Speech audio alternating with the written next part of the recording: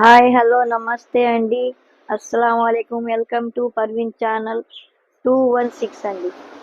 ఇవాళ మేము కాకరకాయ ఎప్పుడు వంకాయ ఎప్పుడు చేసుకొని పచ్చి పులుసు పెట్టుకుంటున్నామండి. ఆ పచ్చి పులుసు కోసం ఉల్లిపాయలును పచ్చిమిరపకాయలు సన్నగా తరిమి చింతపండు నానేసుకొని ఆ చింతపండులో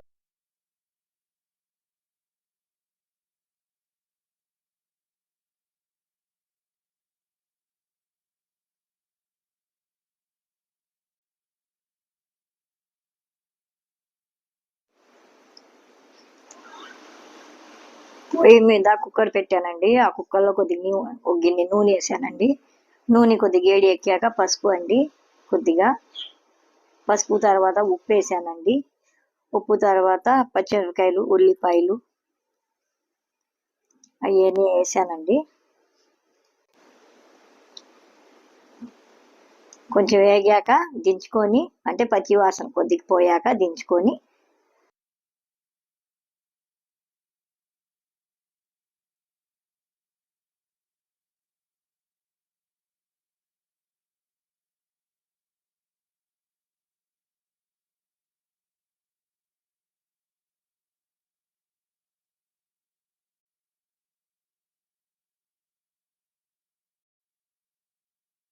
ఉల్లిపాయలు పచ్చిమిరపకాయలు ఉప్పు పసుపు నూనె అన్నీ బాగా చేత్తో కలుపుకొని బాగా చింతపండు నానేసి ఆ రసం అందులో పోసి పచ్చి పులుసు లాగా చేసుకుంటామండి.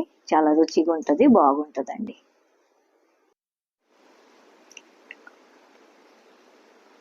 ఎలా ఉందో రుచి చూడండి మీరు కూడా, నేను చూస్తాను.